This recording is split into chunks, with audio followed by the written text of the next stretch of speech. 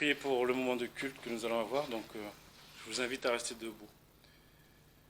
Oui Seigneur, Père Céleste, mon Dieu, mon Roi, Seigneur, en ce jour encore, nous sommes reconnaissants, Seigneur, pour tout ce que tu fais pour chacun de nous.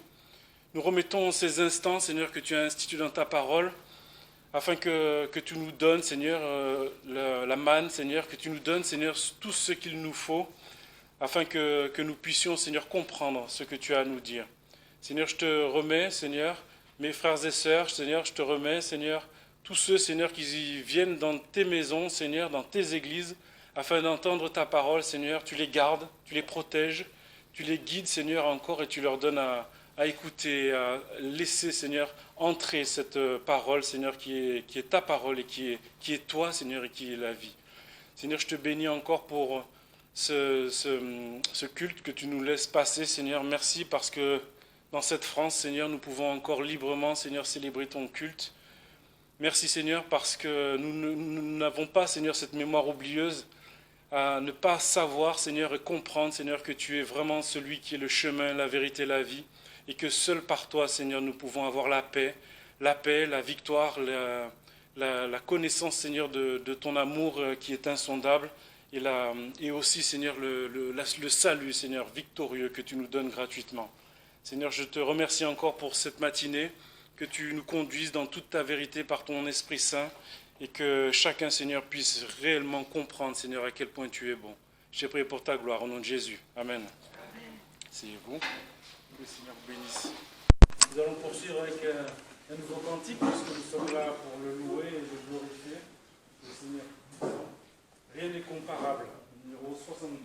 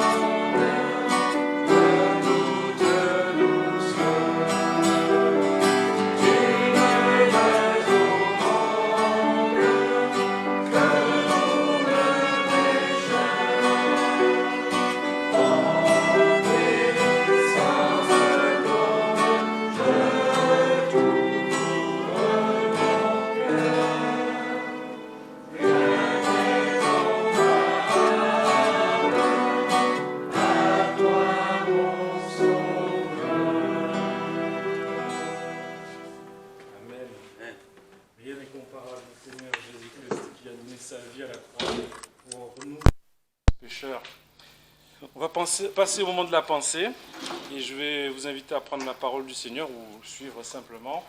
On va prendre un passage en Colossiens 3, on On va lire du verset 1 au verset 15. Si tout le monde y est, on y va. Si donc vous êtes ressuscités avec Christ, cherchez les choses d'en haut, où Christ est assis à la droite de Dieu. Affectionnez-vous aux choses d'en haut et non à celles de la terre, car vous êtes morts et votre vie est cachée avec Christ en Dieu. Mais quand Christ, qui est votre vie, paraîtra, alors vous serez aussi manifestés avec lui dans la gloire. Faites donc mourir ce qui, dans vos membres, tient à la terre, la fornication, l'impureté, les passions, les mauvais désirs et l'avarice, qui est une idolâtrie. Car c'est pour ces choses que la colère de Dieu vient sur les enfants de rébellion, dans lesquels vous aussi, vous avez marché autrefois lorsque vous viviez en elle. Mais maintenant, vous aussi renoncez à toutes, à la colère, à l'animosité, à la méchanceté, à la médisance, aux paroles déshonnêtes, qui n'en sortent pas de votre bouche. Ne mentez point les uns aux autres, ayant dépouillé le vieil homme avec ses œuvres, et ayant revêtu le nouvel homme qui est renouvelé dans la connaissance à l'image de celui qui l'a créé. Ici, il n'y a ni grec, ni juif, ni circoncis, ni incirconcis, ni barbare, ni scythe, ni esclave, ni libre, mais Christ qui est tout en tous. Revêtez-vous donc comme des élus de Dieu, saints et bien-aimés, d'entrailles de miséricorde, de bonté, d'humilité, de douceur, de patience, vous supportant les uns les autres et vous pardonnant les uns aux autres. Si l'un a quelque sujet de plainte contre l'autre, comme Christ vous a pardonné, vous aussi faites de même. Mais par-dessus toute chose, revêtez-vous de la charité, qui est le lien de la perfection. Et que la paix de Christ, à laquelle vous avez été appelés en un seul corps, règne dans vos cœurs et soyez reconnaissants. Amen. Que la parole de Christ habite abondamment en vous, en toute sagesse. Instruisez-vous et exhortez-vous les uns les autres par des psaumes, des hymnes et des cantiques spirituels, chantant dans vos cœurs au Seigneur avec reconnaissance. Et quoi que vous fassiez en parole ou en œuvre, faites tout au nom du Seigneur Jésus-Christ, rendant grâce par lui à Dieu le Père. Amen. Il m'avait semblé m'être arrêté au verset 15, mais en fait, c'était trop beau. J'avais rajouté, j'avais quasiment omis. On peut, alors voilà, je vais vous lire la pensée. Lorsque nous considérons notre vie, le fruit que nous portons, nos sentiments, pour savoir si nous sommes en lui, rien de toutes ces choses ne peuvent ni ne doivent nous donner du repos. Et Jésus, notre Seigneur, ne dit pas « Apprenez à connaître votre état et vous trouverez le repos », mais il nous dit « Venez à moi, vous tous qui êtes fatigués et chargés. Venez à moi tels que vous êtes, venez à moi et je vous donnerai du repos. » Notre repos ne provient pas du fait que nous sommes ce qu'il désire, mais du fait qu'il est tout ce dont nous avons besoin. Oui, frères et sœurs, apprenez ce matin que c'est Jésus qui donne du repos permanent à nos âmes. Et notre foi nous donne à considérer Christ comme le seul motif du véritable repos. Il va, cette foi, nous aider à recevoir, aimer, saisir ce que Dieu a révélé et ce que sont les pensées de Dieu au sujet de Jésus, dans lequel est le repos. En vérité, il n'y a qu'un seul homme qui n'eut jamais ici-bas de lieu de repos. Et la parole nous dit « Les renards ont des tanières, mais les oiseaux du ciel ont des demeures, mais le Fils de l'homme n'a pas où reposer sa tête. » Dans Matthieu 8 au verset 20. Aujourd'hui, si nous avons maintenant un nid, un lieu de repos en Dieu, c'est parce que pour nous, Jésus nous donne un lieu en lui, sur la terre.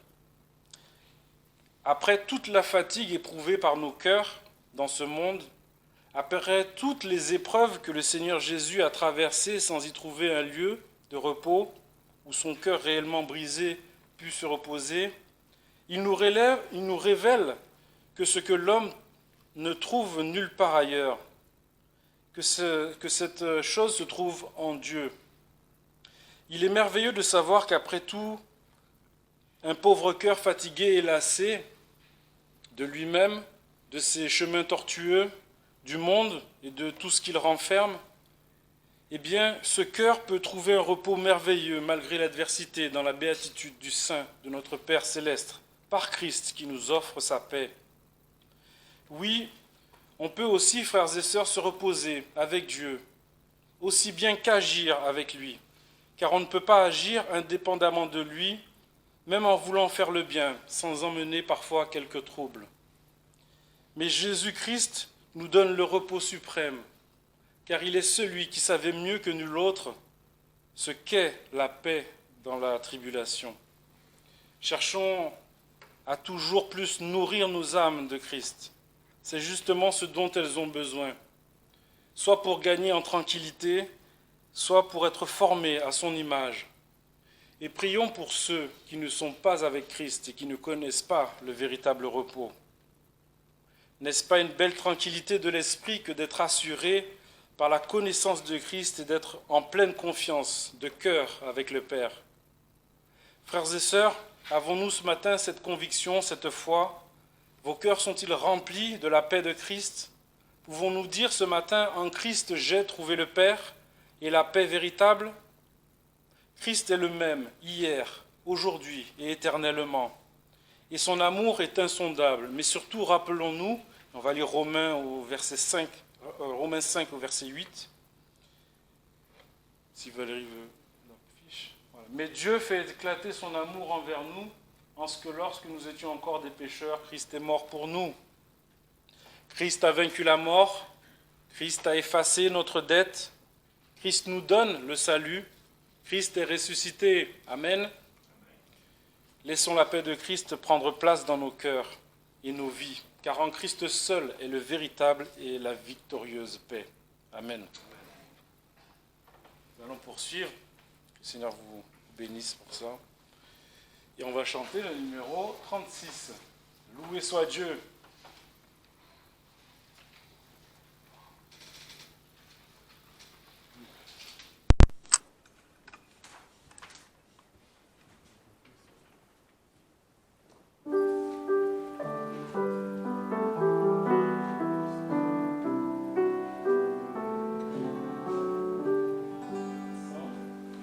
Loué soit Dieu,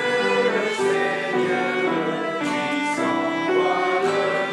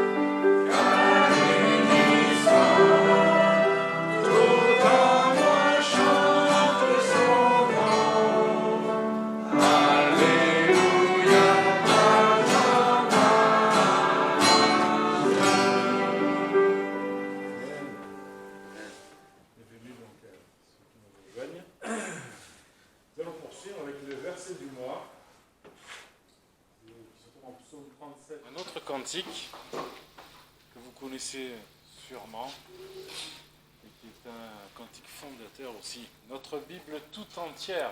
Amen.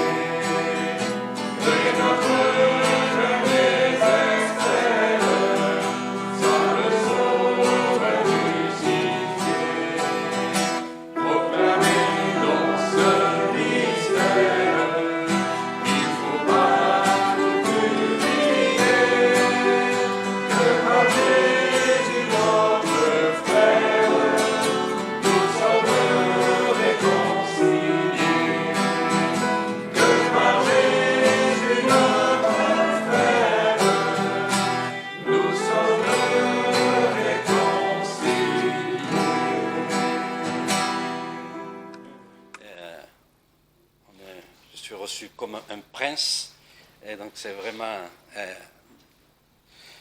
un sujet de remerciement et de reconnaissance pour toutes vos attentions envers ma personne. Donc merci à Dieu pour ça. Et merci à Dieu aussi pour la vision que vous avez. En général, et quand je vais dans les églises, la plupart des églises, je dois parler de la mission durant le culte, à peu près 10 minutes. Donc, vous voyez, tout ce que j'ai dit hier en 10 minutes, c'est vraiment très compliqué. Donc, merci pour cette opportunité d'avoir dédié un culte, un jour spécial pour pouvoir parler plus amplement et plus largement de l'œuvre missionnaire. Et je vous félicite pour ça parce que c'est pas dans beaucoup d'églises qu'on trouve ça. C'est pas dans beaucoup d'églises. Je préfère dans le culte un petit moment pour partager. Et donc, hier, c'était une bénédiction de pouvoir avoir le temps non seulement de partager, mais de pouvoir répondre aux questions. Parce que je sais que dans les cultes, il y a des gens qui ont des questions et tout, et il n'y a pas l'opportunité, il n'y a pas le temps. Et des fois, à la fin du culte, il y en a qui me croisent et me posent des questions. Mais hier, c'était vraiment un temps très spécial. Et donc, merci pour ce temps très spécial de pouvoir partager cette œuvre. Donc maintenant aussi, merci à Dieu pour l'opportunité de partager sa parole. Et donc, comme vous savez, on va parler de l'œuvre missionnaire. On va parler de l'œuvre missionnaire. Quelle est la relation de l'Église avec l'œuvre missionnaire? L'Église doit-elle faire l'œuvre missionnaire? Pourquoi doit-elle le faire? Quelle place devrait avoir l'œuvre missionnaire dans l'Église?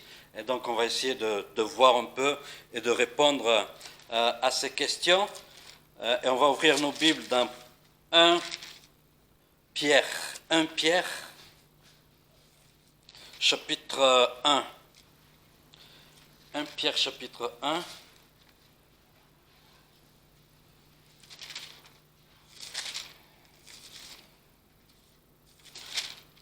Je vais lire les versets à partir du verset 17 jusqu'au 21. Je vous invite à vous mettre des pieds pour cette lecture de la parole de Dieu. Ah, je parle en espagnol. À mettre debout.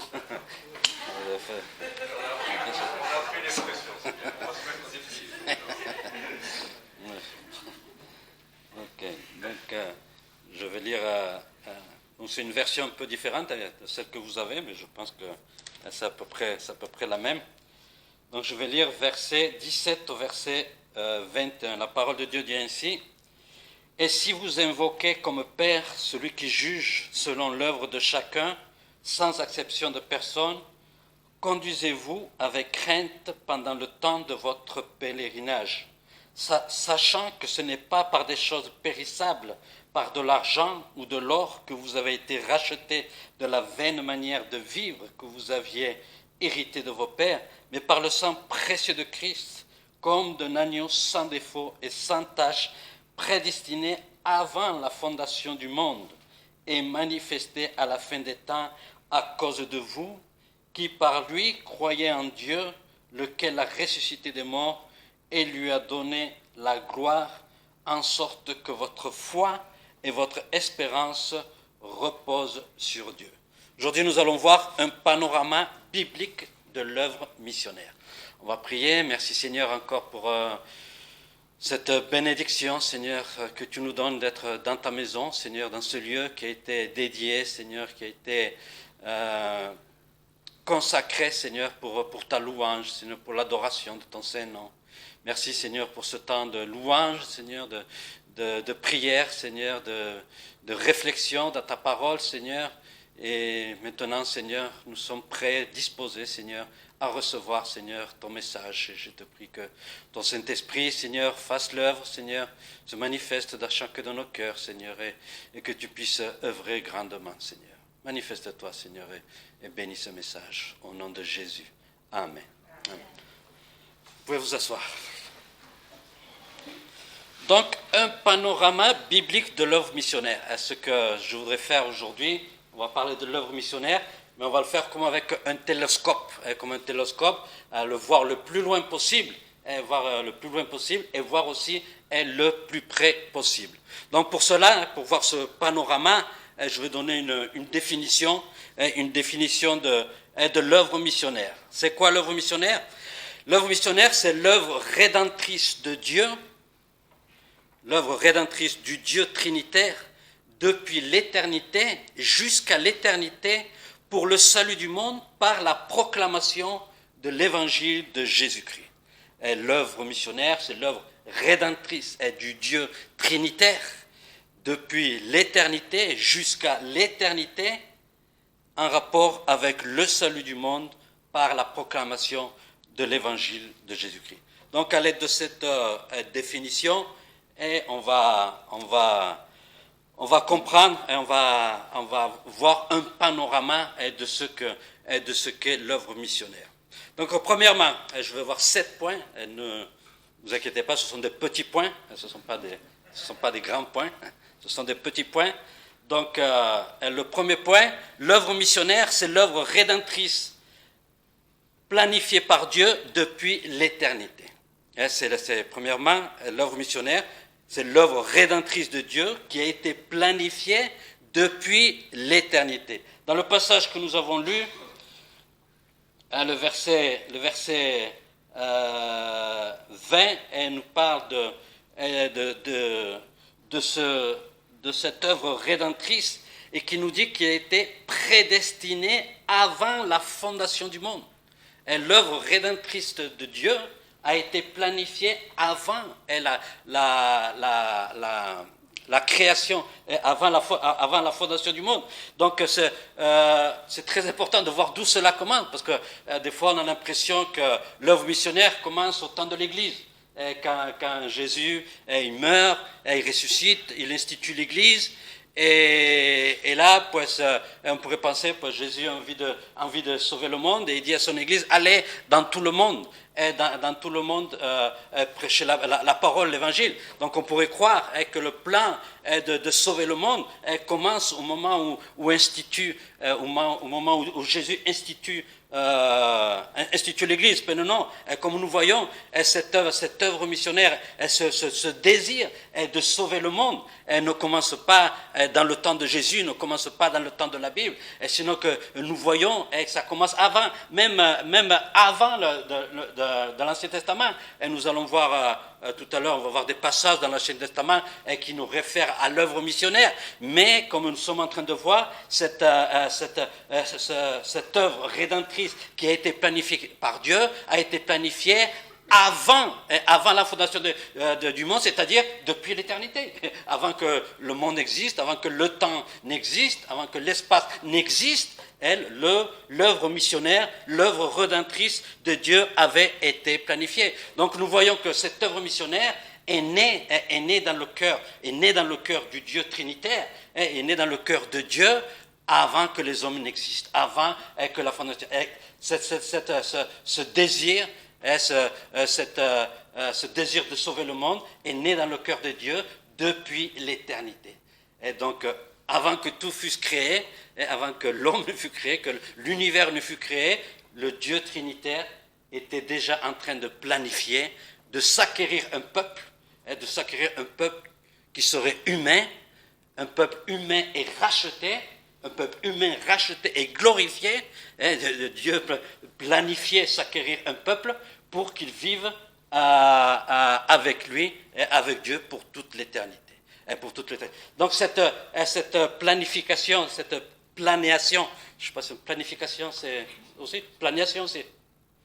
Non, planéation, non, ok.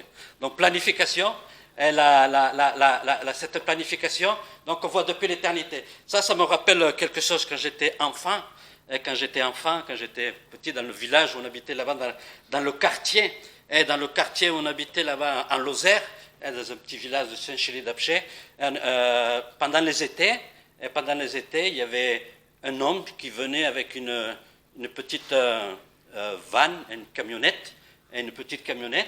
Il venait dans notre quartier et il ramassait les enfants. Et moi je faisais partie de ces enfants. Et il nous amenait toute la journée dans un endroit qui s'appelait Herbouze. Et c'était la campagne. Et là-bas on restait toute la journée. Bon, il y avait à manger, et il y avait le goûter, il y avait des jeux, il y avait plein de choses. Mais il y avait aussi, c'est après que j'avais compris que cet homme-là, c'était un missionnaire. C'était un missionnaire suisse. C'était un missionnaire suisse qui était là-bas, qui œuvrait en Lozère. Et donc, je me rappelle, quand j'étais petit, on allait là-bas et tout, on s'amusait et tout. Et les histoires de la Bible qui parlaient. Mais je me rappelle d'un livre jaune. Et il y avait un livre jaune pour les enfants. Et la première page de ce livre jaune, c'est pratiquement la seule page que je me rappelle. Mais c'était la première page, il y avait comme un homme, une silhouette d'un homme avec une grande table comme d'architecte là, avec plein de plans sur la table, avec plein de plans dessinés et tout ça, et pour nous parler de la création. Et je me rappelle de cette image, Dieu était en train de planifier la création du monde. Et donc, avant de planifier la création du monde, Dieu avait déjà planifié le salut de l'humanité, avait déjà planifié l'œuvre missionnaire. Et en parlant de cette histoire-là, pour revenir à ce que disait Didier sur cette dame qui veut l'appeler pour qu'elle voie le fruit. Et c'est vrai que des fois on va voir le fruit, mais des fois on ne verra pas le fruit de ce que nous faisons. Et moi je peux me souvenir de ce missionnaire. Bon, j'étais un peu rebelle, j'ai même dû être viré de ce camping. Et après j'ai vécu une vie un peu en désordre, mais le Seigneur m'a rattrapé. Et quand il a su que je m'étais converti, que j'étais devenu pasteur, missionnaire, cet homme s'est réjoui d'avoir planté cette semence et qui a grandi dans le temps de Dieu. Et non, c'est pas nous qui fait grandir cette semence, et sinon c'est Dieu. C'est pour ça que quand je vois tous ces enfants, je vous parlais hier, cette semence qui a été plantée et que ces enfants ne reviennent plus, qui vont partir à droite ou à gauche, Dieu seul sait ce qui peut se passer. C'est pour ça que faut toujours évangéliser, enfants, jeunes, anciens. Et on ne sait pas ce qui va se passer, on ne sait pas comment Dieu va utiliser cette semence, mais on ne peut être sûr que Dieu va l'utiliser. Donc, dans ce premier point de cette œuvre missionnaire, nous voyons que l'œuvre missionnaire, c'est une œuvre rédemptrice qui a été planifiée par Dieu depuis l'éternité. Deuxième point, l'œuvre missionnaire, c'est une œuvre rédemptrice préparée par Dieu. Et cette œuvre missionnaire, non seulement elle a dû être planifiée par Dieu, mais elle a dû être aussi préparée par Dieu. Et le verset 18, elle nous dit, sachant que ce n'est pas par des choses périssables, par de l'argent ou de l'or que vous avez été rachetés de la vaine manière de vivre que vous avez hérité de vos pères, mais par le sang précieux de Christ, comme d'un agneau sans défaut et sans tache, prédestiné avant la fondation du monde. Donc, cette œuvre missionnaire, elle a dû être planifiée, mais elle a dû être aussi préparée. Dieu allait créer l'homme, d'accord? Dieu allait créer l'homme, et son omniscience, et l'omniscience de Dieu savait que l'homme allait pécher. L'omniscience de Dieu savait que l'homme allait pécher. Et la sainteté de Dieu, allait exiger un jugement sur l'homme pécheur. Et donc la justice de Dieu allait condamnerait l'homme pécheur à la perdition éternelle. Mais dans sa grâce, et dans la grâce de Dieu, Dieu pourvoirait un salut gratuit pour l'humanité. Et donc, dans sa miséricorde, Dieu pardonnerait l'homme qui serait justifié. Et comme nous savons, dans son amour, Dieu enverrait Dieu le Fils, enverrait Jésus sur la terre pour qu'il soit la propitiation, pour qu'il soit le sacrifice parfait pour satisfaire les exigences et les exigences de la sainteté et de la justice de Dieu. Et donc la souveraineté de Dieu dirigerait, contrôlerait toutes ces choses jusqu'à aujourd'hui et jusqu'à l'éternité, et afin que tout le plan de Dieu, tout ce qui a été planifié, puisse se réaliser jusqu'à la dernière lettre.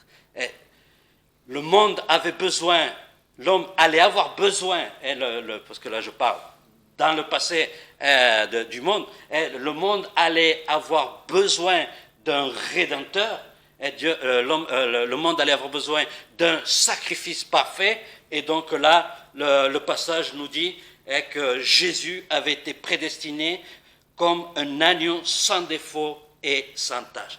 Donc dans le plan que Dieu avait de sauver l'humanité et de sauver le monde, dans ce plan-là, il avait préparé ce qui était nécessaire, ce qui serait indispensable, un sacrifice parfait. Et il était nécessaire le Rédempteur, et donc Dieu avait préparé aussi dans son plan, et avait préparé aussi la venue de ce sacrifice parfait. L'œuvre missionnaire, ça a été planifié par Dieu, l'œuvre missionnaire a été préparée par Dieu, mais l'œuvre missionnaire aussi a été prophétisée par Dieu. Nous allons dans Genèse chapitre 3. Genèse chapitre 3.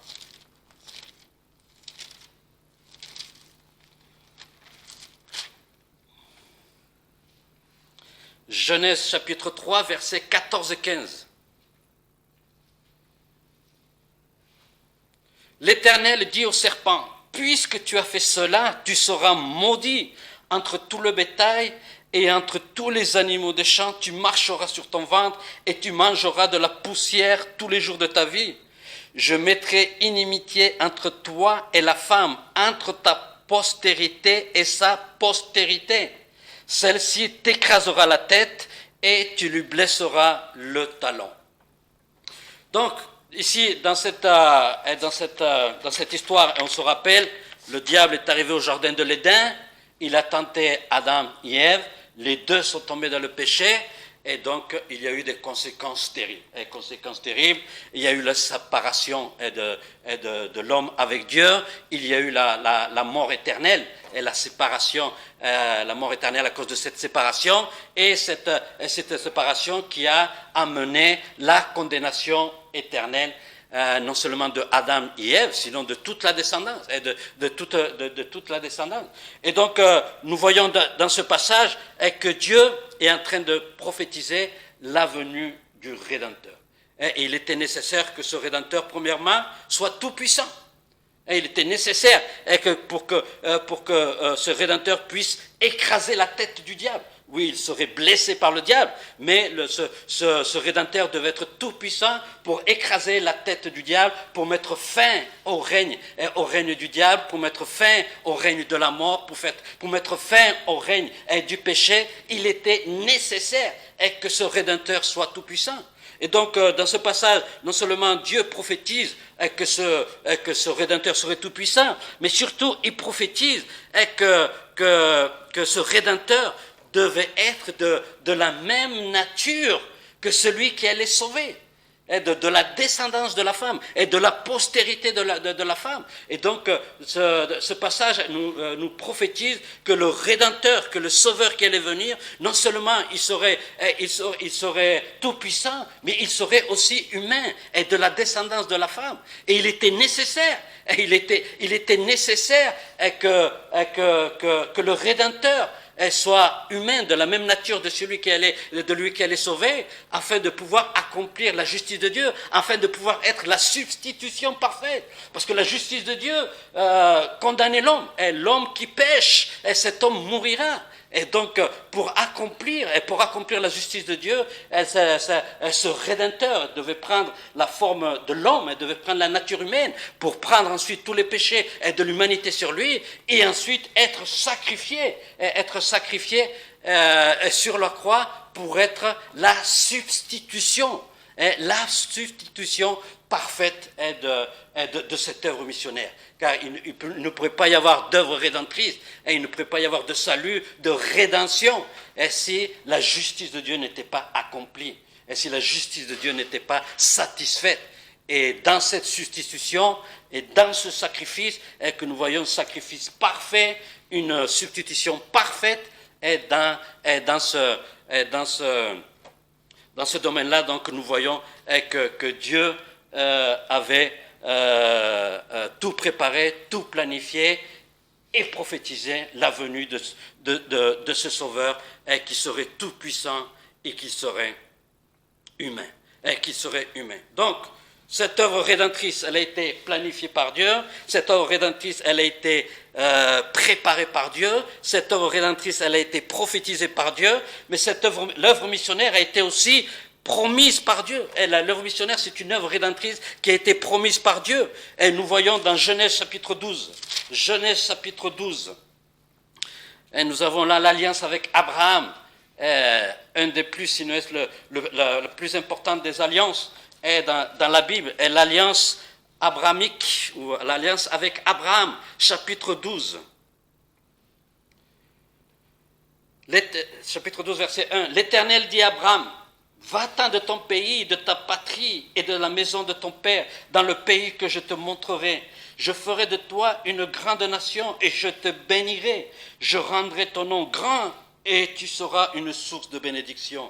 Je bénirai ceux qui te béniront et je maudirai ceux qui te maudiront. Et toutes les familles de la terre seront bénies en toi. Donc nous voyons dans cette alliance que Dieu fait à Abraham, Dieu lui promet une terre. Dieu lui promet une terre pour lui et pour sa descendance. Et Dieu lui promet aussi un peuple.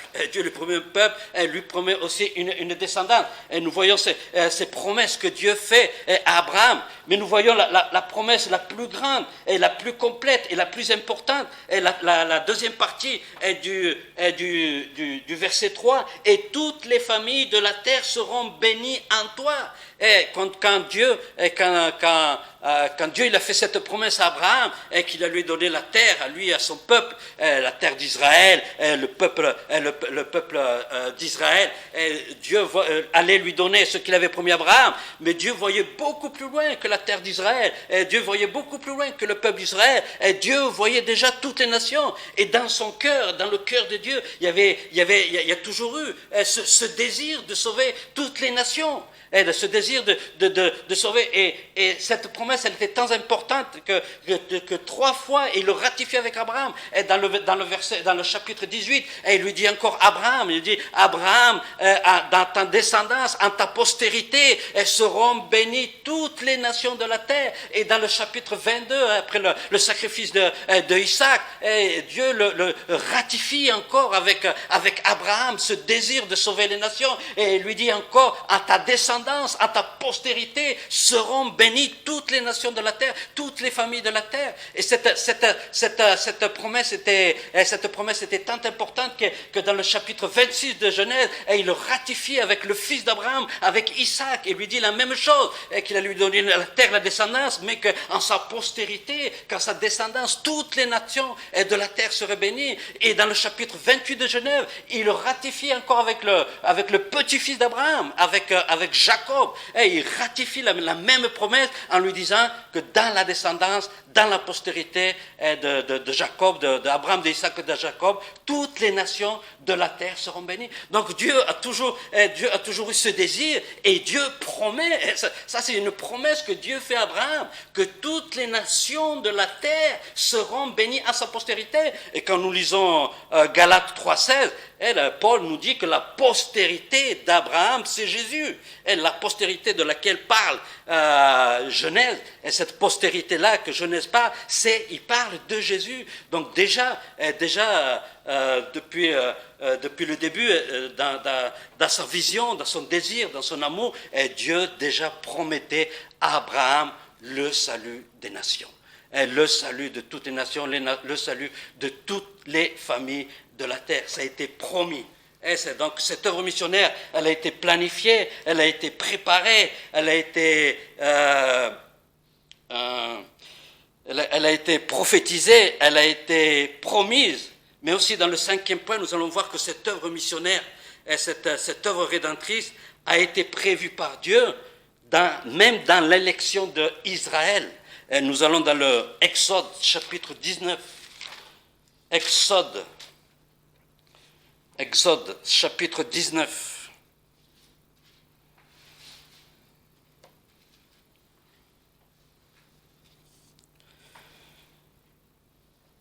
Je vais lire les versets 5 et 6. Exode 19, 5 et 6. Maintenant, si vous écoutez ma voix, et si vous gardez mon alliance, vous m'appartiendrez entre tous les peuples, car toute la terre est à moi. Vous serez pour moi un royaume de sacrificateurs et une nation sainte. Voilà les paroles que tu diras aux enfants d'Israël. Donc nous savons que Dieu a choisi Israël comme son peuple. Et comme nous dit la Bible, c'est son peuple spécial, et c'est son trésor spécial, et c'est un peuple que Dieu s'est choisi. Et comme on nous dit ce passage, ce peuple devait être une nation sainte. Elle devait être une nation sainte, c'est-à-dire une nation séparée. Une nation séparée du monde, des autres nations, une nation séparée par Dieu, mais aussi une nation séparée pour Dieu, et non seulement par Dieu, mais aussi pour Dieu. Et donc ce trésor spécial de Dieu, cette nation que Dieu avait choisie, et non seulement elle devait être une nation sainte, mais comme nous dit le verset, elle devait être aussi un royaume de sacrificateurs. Un royaume de sacrificateurs. Un sacrificateur, c'est un médiateur entre Dieu et les hommes. Et Israël, en tant que royaume de sacrificateurs, devait être une nation médiatrice entre Dieu et les autres nations. Et Israël devait être cette nation médiatrice. Et c'est ce royaume de sacrificateurs dans le but de faire connaître aux autres nations l'Éternel. Et ça a toujours été le but de Dieu que les nations et que le monde entier le connaissent. Et donc nous voyons quand Dieu a choisi Israël, non seulement il a fait de lui son peuple spécial, une nation sainte, un royaume de sacrificateurs, mais Ézéchiel 5,5 nous dit aussi qu'il a mis Jérusalem au milieu de la terre, au milieu de la terre, là où se trouvait Israël. Il y avait toutes les grandes routes, tous les grands chemins qui passaient par là, et donc stratégiquement, Dieu avait mis Israël dans cet endroit-là, au milieu du monde, pour que le monde puisse puissent connaître Dieu, parce que ça c'était le but, le désir de Dieu. Et même dans l'élection d'Israël, ce peuple allait être un instrument, allait être un moyen que Dieu allait utiliser pour faire connaître que l'Éternel est Dieu dans toutes les autres nations, en tant que nation de Dieu, en tant que peuple de Dieu. Et nous voyons que ce désir est de Dieu de se faire connaître au monde et d'apporter le message du salut au monde. Et on le voit non seulement dans l'élection d'Israël, mais par exemple quand Dieu va punir Pharaon, et dans le chapitre 9 d'Exode, et quand Dieu va punir Pharaon, pourquoi Dieu va punir Pharaon? Bien sûr, on le sait, parce qu'il a été arrogant, il a osé défier l'Éternel Dieu. Donc il était nécessaire qu'il soit puni, et qu'il soit puni par Dieu. Il va être aussi puni parce que il a esclavisé le peuple de Dieu, il a esclavisé le peuple d'Israël. Et donc il allait être puni pour ça, mais aussi Exode 9 nous donne une autre raison. Et il nous dit qu'il allait exercer un jugement sur Pharaon pour que les autres nations puissent connaître que l'Éternel est le seul Dieu. Donc même dans le jugement de Pharaon, Dieu voyait toujours les autres nations. Dieu désirait toujours que les autres nations puissent le connaître, puissent le connaître et être sauvées à travers la foi en l'Éternel. Et donc, non seulement dans la punition de Pharaon, mais quand Salomon il construit son temple, et dans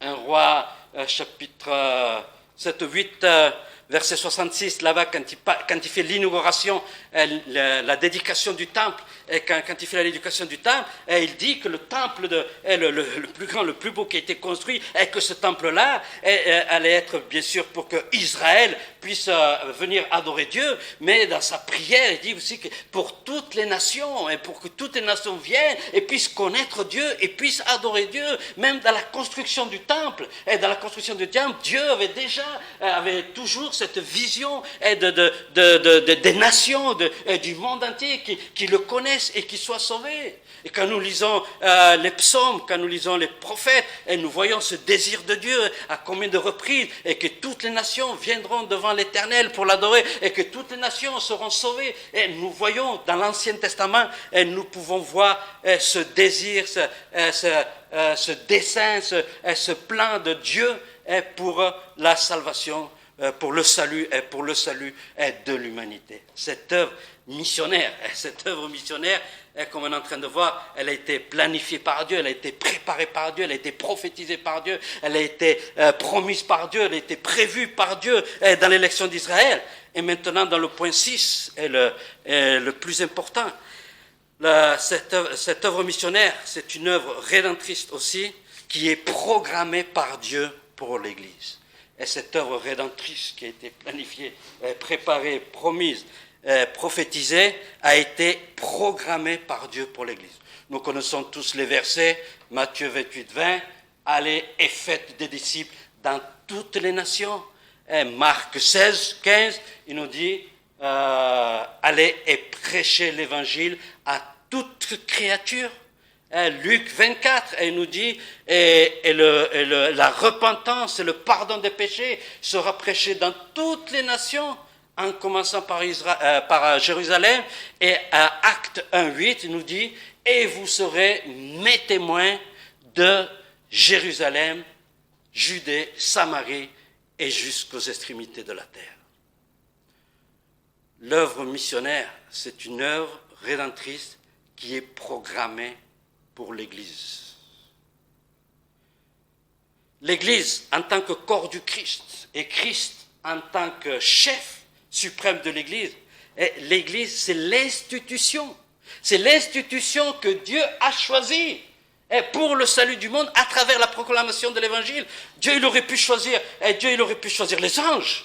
Et il aurait pu choisir les anges pour prêcher l'Évangile. Mais non, Dieu, il n'a pas choisi les anges. Et les anges ont été choisis pour la fin des temps, pour le jugement qu'il va y avoir sur les nations. Mais pour l'Évangile, et pour l'œuvre missionnaire, et pour prêcher l'Évangile dans le monde, Dieu a choisi l'Église. C'est l'institution qu'il a choisie. Après, une fois qu'on a été sauvé, qu'on a été racheté par Christ, quel meilleur plan de Dieu. Ça, c'est le plan de Dieu. est d'utiliser les sauvés pour que les sauvés puissent sauver d'autres personnes. Et nous sommes en train de parler de la reproduction spirituelle et de la reproduction spirituelle. Le Saint-Esprit en nous, non seulement nous régénère, et nous donne la faculté de nous régénérer spirituellement, mais nous donne aussi la faculté de nous reproduire spirituellement, et pas seulement en tant que chrétien, sinon qu'en tant qu'Église. Et l'Église aussi se reproduit. La reproduction, c'est la reproduction spirituelle. Et c'est comme dans le corps physique. Et dans le corps physique, les cellules que nous avons, elles se auto-reproduisent. Et une cellule, elle se reproduit en d'autres cellules avec les mêmes caractéristiques, avec la même génétique, pour que ces mêmes cellules puissent se reproduire et ainsi se reproduire. Et de la même manière, dans le corps spirituel, et dans l'Église, et lorsque l'Église vient d'une cellule, l'Église va produire une cellule avec les mêmes caractéristiques, avec les mêmes génétiques spirituelles, de telle manière que l'Église puisse se reproduire. Ça, c'est le plan de Dieu, utiliser les chrétiens, utiliser les sauvés pour qu'ils se reproduisent et pour que l'évangile aille de Jérusalem jusqu'aux extrémités de la terre. Comme nous savons, ça a commencé avec les 12 apôtres. Ça a commencé avec les 12 apôtres. Aujourd'hui, on a un peu moins d'1 milliard sur la terre et de sauvés. Mais plus de 7 milliards sont encore perdus. Et ça, c'est les chiffres à retenir. Plus de 7 milliards encore de personnes sur la terre qui sont perdues. Donc cette œuvre missionnaire qu'on est en train de parler, de faire des disciples, d'être des témoins de Jésus, de Jérusalem jusqu'aux extrémités de la terre, ça c'est le programme de l'Église. C'est le programme de l'Église. Tout autre programme d'édification, de croissance, de préparation, tous ces autres programmes ont le but de préparer le chrétien, ont le but de préparer l'Église pour qu'elle puisse réaliser le programme pour lequel Dieu l'a mis sur cette terre. La Bible nous dit que nous devons grandir à l'image du Christ et que Dieu nous transforme à l'image du Christ. Et notre croissance spirituelle a à voir avec ça. Et on doit atteindre la croissance de Jésus. Et on doit ressembler à Jésus. On est transformé de jour en jour à l'image de Christ. Et quand nous regardons Christ, qu'est-ce que nous voyons? Nous voyons l'âme missionnaire. Nous voyons le cœur missionnaire. Et Jésus, non seulement c'est le cœur de l'œuvre missionnaire, parce que c'est le Rédempteur, mais Jésus a aussi un cœur missionnaire. Et si Jésus a laissé son trône de gloire pour venir naître dans une crèche, dans une étable, c'est à cause de son cœur missionnaire. Et Jésus l'a vécu avec un cœur missionnaire. Il allait de village en ville pour prêcher la bonne parole et pour prêcher le royaume de Dieu. Et non seulement Jésus il est né avec un cœur missionnaire, non seulement Jésus il a vécu avec un cœur missionnaire, mais si Jésus est mort, s'il est monté sur la croix, s'il a donné sa vie sur la croix, c'est à cause de son cœur missionnaire pour sauver les perdus, les âmes perdues de ce monde. Donc Jésus, c'est l'âme missionnaire, c'est le cœur même missionnaire. Et si nous, comme chrétiens, on doit grandir à l'image de Christ, on ne peut pas grandir sans avoir ce cœur missionnaire, sans avoir cet esprit missionnaire. Avoir un esprit missionnaire, ce n'est pas forcément aller prêcher l'évangile dans un autre pays. Non, Jésus nous a donné le champ missionnaire de l'Église, de sa Jérusalem jusqu'aux extrémités de la terre, sa Jérusalem, sa Judée, sa Samarie, c'est le champ missionnaire de l'Église. Il y a plusieurs églises, j'ai rencontré plusieurs églises, qu'à la sortie du temple, à la porte de la sortie, en haut c'est écrit, en passant cette porte commence le champ missionnaire. Et c'est vrai, le champ missionnaire de l'Église commence en passant cette porte de sa Jérusalem jusqu'aux extrémités de la terre. Ça, c'est le champ missionnaire de l'Église. Donc, quand nous regardons tout ce que la Bible dit au sujet de cette œuvre missionnaire, nous croyons, beaucoup croient, que l'œuvre missionnaire existe à cause de l'Église. Mais non. Ce n'est pas l'œuvre missionnaire qui existe à cause de l'Église, c'est l'Église qui existe à cause de l'œuvre missionnaire. L'Église existe à cause de l'œuvre, pour 2 raisons. La première raison, c'est que l'Église, elle est née d'une œuvre missionnaire.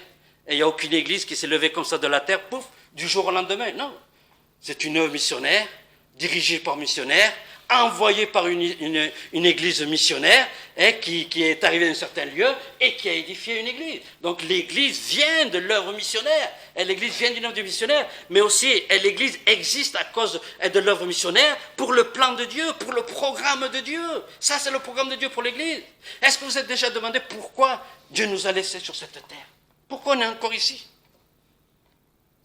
Un prédicateur disait, Dieu ne nous a pas laissés sur cette terre seulement pour qu'on puisse se réunir pour louer et adorer Dieu. Pourquoi? Parce que si c'était ça seulement la raison, il nous amènerait au ciel. Là-bas, l'adoration à Dieu sera sublime. Et rien à voir avec ce que nous faisons ici sur la terre. Et Dieu n'a pas laissé l'Église seulement sur la terre pour qu'elle puisse venir chanter le Seigneur ou servir le Seigneur. Et pourquoi? Parce que si c'était seulement pour ça, Dieu nous aurait amenés au ciel et là-bas chanter face à face du Seigneur, servir le Seigneur d'une manière directement, personnellement, face à face. Et c'est quelque chose de sublime. Et si c'était pour ça que Dieu nous aurait laissé, il nous aurait amenés. Non, Dieu nous a laissés sur cette terre pour qu'on fasse quelque chose qu'on ne pourra jamais faire, qu'on ne pourra pas faire dans les cieux. Et cette seule chose qu'on ne peut pas faire dans les cieux, c'est évangéliser le monde. Ça, on ne peut pas le faire dans les cieux. Dans les cieux, il n'y aura pas de perdus, et il n'y aura pas de d'âmes à sauver. Et il n'y aura que des rachetés, des sauvés. Mais si Dieu nous a laissés sur cette terre, si Dieu a laissé l'Église sur cette terre, c'est pour faire cette chose qu'elle ne peut pas faire dans les cieux, évangéliser le monde. C'est pour ça que c'est le programme. C'est le programme de Dieu pour l'Église. Allez dans tout le monde et prêchez l'Évangile. Soyez mes témoins de votre Jérusalem jusqu'aux extrémités de la terre. Ça, c'est le programme de Dieu. Et une Église qui ne fait pas cette œuvre missionnaire, et une Église qui ne fait pas cette œuvre missionnaire qui a été planifié par Dieu, qui a été préparé par Dieu, qui a été prophétisé par Dieu, qui a été promis par Dieu. Cette œuvre missionnaire qui a été programmée pour l'Église. Et une Église qui ne fait pas l'œuvre missionnaire ne justifie pas son existence. Et j'avais vu ça une fois sur le mur d'un institut là-bas au Mexique. Et c'était écrit, l'Église qui ne fait pas l'œuvre missionnaire ne justifie pas son existence. C'est terrible, mais c'est la vérité. L'Église, elle est là pour ça. Elle est là pour accomplir le dessein de Dieu, le plan de Dieu, la volonté de Dieu, le désir de Dieu, tout ce que Dieu a planifié, programmé, préparé, prophétisé, promis. L'Église, elle est là pour mettre à exécution le plan de Dieu. Et une Église qui ne fait pas ça, non seulement elle ne justifie pas son existence, mais elle est hors de la volonté de Dieu. Elle est hors de la volonté de Dieu. Cette œuvre missionnaire a été planifiée, préparée, prophétisée, promise, prévue, programmée. Et un dernier point, cette œuvre missionnaire aussi a été pactisée par Dieu pour toute l'éternité. Apocalypse, maintenant nous allons à la fin de la Bible. Et nous pourrions voir plus et plus de passages de Genèse jusqu'à l'Apocalypse qui nous parlent de cette œuvre missionnaire, de cette œuvre rédemptrice. Chapitre 21.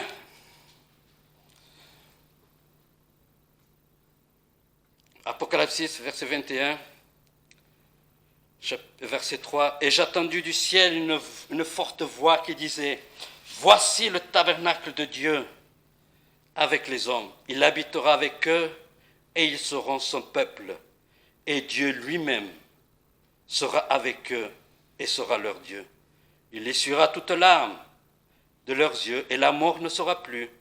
Et il n'y aura plus ni deuil, ni cri, ni douleur, car les premières choses ont disparu. » Verset 23. « La ville n'a besoin ni du soleil, ni de la lune pour l'éclairer, car la gloire de Dieu l'éclaire. » l'œuvre missionnaire, cette œuvre rédemptrice, a été pactisée par Dieu.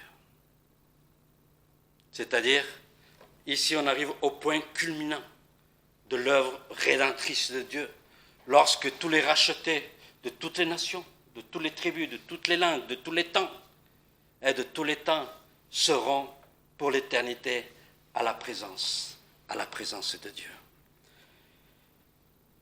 Ce qui va se passer, ce qui ne s'est pas encore passé, c'est pactisé, c'est assuré par Dieu. Personne, ni rien, ni quoi que ce soit, peut empêcher que cela se produise. Ça a été planifié par Dieu.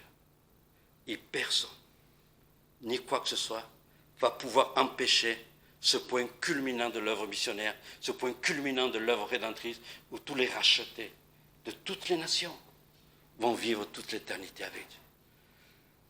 Cela ne dépend pas de nous, heureusement. Cette œuvre missionnaire ne dépend que de Dieu, n'a dépendu que de Dieu, et ne dépendra que de Dieu. Nous, en tant que chrétiens, en tant qu'Église, nous avons le privilège, nous avons l'opportunité de participer dans cette œuvre rédemptrice, dans cette œuvre missionnaire, pour que l'Évangile soit prêché depuis notre Jérusalem jusqu'aux extrémités de la terre. L'œuvre, cette œuvre missionnaire, comme nous voyons, cette œuvre rédemptrice a commencé dans le cœur de Dieu depuis l'éternité.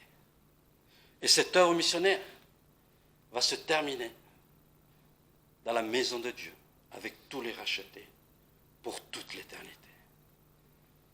Ça commence dans l'éternité et s'en finit dans l'éternité.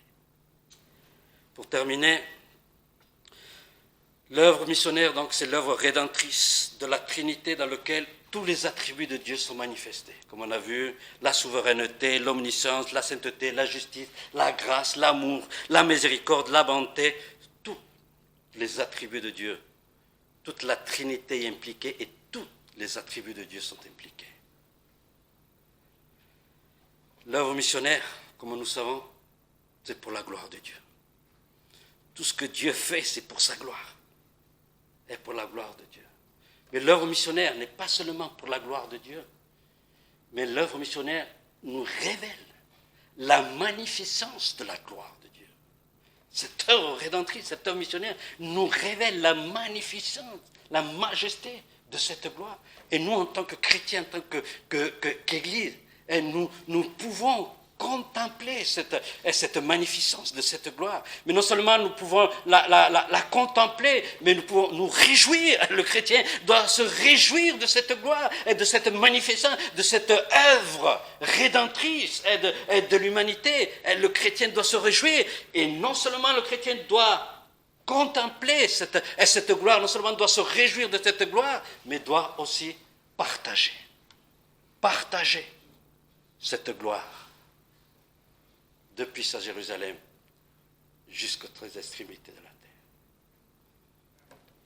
À lui et à lui seul soit la gloire au siècle des siècles. Grâce à Dieu de cette prédication qui nous a montré vraiment la vision, la pensée de Dieu sur cette question-là. Très encourageant, très édifiant, très clair, très biblique, très profond. Juste, je voulais... Je sais que le frère le dit, le pense, et c'était dans le message, mais moi j'aurais mis même un 8e point. Le premier missionnaire. C'est notre message. Voilà. Donc on est obligé de le réinviter pour qu'il nous prêche. Le premier missionnaire, c'était Christ qui est venu accomplir. Il est à cet instant entre la proclamation, la programmation de l'Église qui doit partir, il est venu quand même accomplir tout ce qui avait été prophétisé, promis, programmé, planifié, etc. Il est venu l'accomplir à la croix, il l'a fait glorieusement, parfaitement, et ensuite il a planifié, programmé l'Église à faire cette œuvre. Et je pensais aussi, il est le grain de blé. La mission, des fois, et la moisson, parce que c'est aussi une question de moisson, il est le grain de blé qui meurt et qui portent du fruit. C'est ça la reproduction dont a parlé notre frère par cellule, mais l'image du grain de blé est aussi très claire. On n'est que des grains de blé nous-mêmes de quelqu'un qui un jour a accepté de mourir pour porter du fruit. Et à notre tour, nous sommes des grains de blé qui devons mourir pour aussi porter du fruit, ne pas rester seuls. Voilà. Nous allons chanter un autre cantique que vous connaissez et que nous espérons vivement un jour voir le Seigneur Jésus. On va le chanter 2 fois. Je sais qu'un jour. Le numéro 149, je vous invite à vous lever. On va le chanter ensemble.